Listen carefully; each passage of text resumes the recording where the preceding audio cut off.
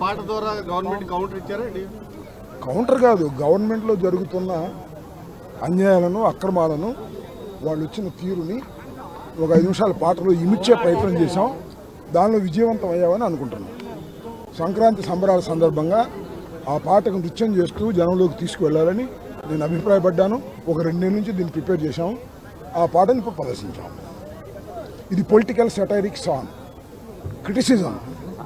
దీనిలో హద్దులు మీరిన క్రిటిసిజం ఏమి లేదు. క్రిటిసిజం ఉందో లేదో తెలుగు ప్రజలు అర్థం చేసుకుంటారు.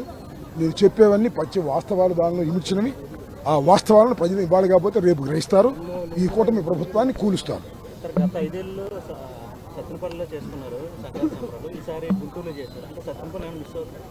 సత్యనపల్లిలో మిస్ అయినా నేనే సత్యనపల్లి నుంచి ఇక్కడికి వచ్చేసాను కాబట్టి అక్కడ చేయడం బాగుంది కదా, అందుకని గుంటూరులో చేస్తాను. నేను ఎక్కడ ఉంటే అక్కడ సంక్రాంతి సంబరాలు చేయాలని అనుకున్నాను. ఈసారి గుంటూరులో పోటీ చేస్తాను కాబట్టి ఇక్కడ చేయాలి. This is my constituency at present.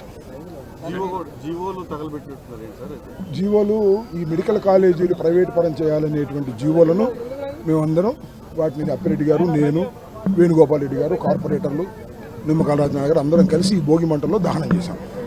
అంటే సంక్రాంతి అనగానే ముఖ్యంగా కూడా అంబటి రాంబాబు గారికి గుర్తొస్తూ ఉంటారు. ప్రధానంగా దేనికి అంటే ప్రధానంగా నేను గుర్తురావడానికి కారణం పవన్ కళ్యాణ్ గారు. నేను సంక్రాంతికి డ్యాన్స్ వేస్తే నేను సంబరాల రాంబాబు అన్నాడు. దాంతోపాటు బ్రో అనే సినిమాలో నా క్యారెక్టర్ పెట్టి గేలి చేయడానికి ప్రయత్నం చేశాడు. మొన్నేమో ఆయనే డ్యాన్స్ చేశాడు. నా స్టెప్పులు లేకుండా నాకు తెలియదు. ఆయన స్టెప్పులు నేను నేర్పాలా? ఇదే సినిమా యాక్టర్, ఆయన నాట్ అన్ యాక్టర్. ఆయన పొలిటీషియన్, ఆయన సినిమా యాక్టర్. ఆయన సినిమా యాక్టర్ నా మీద కౌంటర్ చేయటం వల్లనే సంక్రాంతి సంబరాలకు అంత ప్రాముఖ్యత వచ్చింది. సంబరాల రాంబాబుకు కూడా అంత ప్రాముఖ్యత వచ్చింది. నేను సంబరాల రాంబాబు అని పవన్ కళ్యాణ్ గారు అంటే అవును, నేను సంక్రాంతి సంబరాలు చేస్తాను కాబట్టి సంక్రాంతి రాంబాబునే అని చెప్పి నొక్కి ఒక్కాడించాను. ఆయన చెప్పమనని చెప్పలేదు. ఇది not a politician, is an actor. ఇప్పటికీ యాక్టరే, ఎప్పటికీ పొలిటీషియన్ కాలేడు. అతను, ఆయనకి ఆ స్వభావం లేదు. అది నా అభిప్రాయం. ఇప్పుడే కాదు, ఎప్పుడు నా అభిప్రాయం. అది చెప్పాను ఇందాక. ఈ కూటమిని కోల్చున్న ఇప్పుడు ఇస్తే తొందరలో కూటమిని కోల్చడం తప్ప సంక్రాంతి చూడండి సార్ ఎంత ఇబ్బంది పడుతున్నారు ప్రజలు. వెలుగు వచ్చింది కానీ కూటమి వల్ల సరైన పథకాలు రాక, ఇచ్చిన హామీలు నెరవేర్చక ప్రజలు చాలా ఇబ్బంది పడుతున్నారు.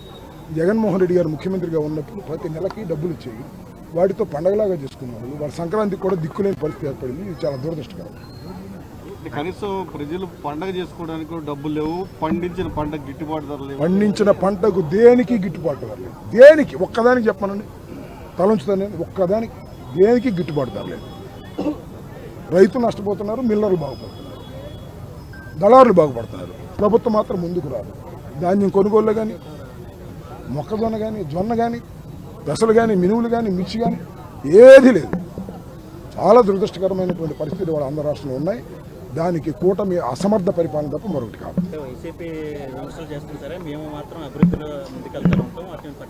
ఏం అభివృద్ధి చేస్తుంది చెప్పమన్నారు? రోడ్లు, గుంటలు. అమరావతి అభివృద్ధి? ఏది అమరావతి? 1,00,000 ఎకరాలు తీసుకున్నారు. అభివృద్ధి? అప్పు చేసి అభివృద్ధి? ఎన్ని లక్షల కోట్లు చేశారండి? 3 లక్షల కోట్లు చేశారా? జగన్మోహన్ రెడ్డి గారు ఎంత చేశారండి? 90% 18 నెలల్లో చేశారు. అప్పు అయితేనో ఇది శ్రీలంక అయిపోద్ది అన్నారు. ఇప్పుడేమో జగన్మోహన్ రెడ్డి గారు 5 సంవత్సరాల కాలంలో చేసిన అప్పు కేవలం వీళ్ళు 18 మాసాలు చేశారు. ఏమిటి దుర్మార్గం? అప్పుడేమో శ్రీలంక, ఇప్పుడేమో సింగపూరా? ఎవరు చెప్తాడు? అన్ని మాయమాటలు చెప్పి మీడియాని అడ్డం పెట్టుకొని మాయమాటలు చెప్పి మా మీద రాతలు రాంచి ప్రజలు నమ్మించాలని చూస్తున్నారు. ప్రజలు నమ్మడానికి సిద్ధంగా లేరు.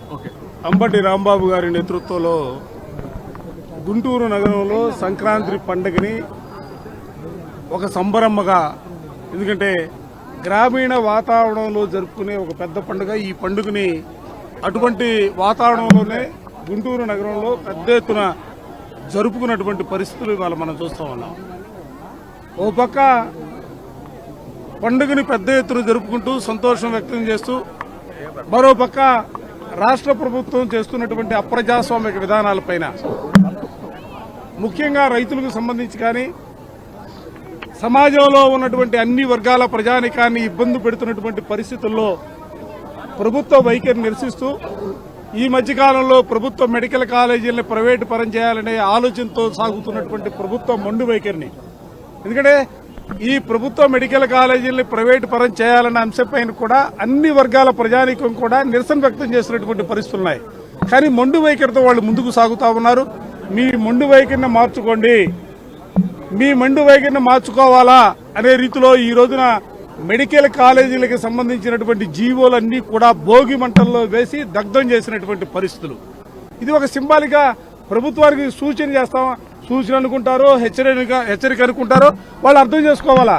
ఎందుకంటే ఇవాళ జీవోలు మాత్రమే భోగి మంటల్లో వేశారు. రానున్న కాలంలో ఇదే రీతిలో మీరు ముందుకు సాగితే ఎప్పుడు ఎన్నికలు వచ్చినా కూడా ఈ కూటమి ప్రభుత్వాన్ని కోకట వేళ్లతో పెకిలించి వేయడానికి ప్రజలు సిద్ధంగా ఉన్నారు. ప్రభుత్వ వైఖరి మారాలా, మారకపోతే మీరు భవిష్యత్తులో తీవ్రమైనటువంటి పరిణామాలు. ఎందుకంటే వాళ్ళ ప్రజానికం ఏదో మాట్లాడుతున్నారు అనుకున్నారు, ప్రతి ఒక్కరు కూడా రోడ్డుకు పైకి వచ్చి వాళ్ళ వెలుగెత్తి మాట్లాడుతున్నటువంటి మాటల్ని గమనించమని చెప్పి కోరుతా ఉన్నాం. ఈ సందర్భంలో రాంబాబు గారు చెప్పినట్లుగా తను పాడినటువంటి పాట, డాన్స్ వేసినటువంటి పాటలో కూడా ప్రభుత్వానికి స్పష్టంగా చెప్పారు, మారతారని అనుకుంటా ఉన్నాం, మారాలని కోరుకుంటా ఉన్నాం, మారకపోతే వాళ్ళ కర్మ.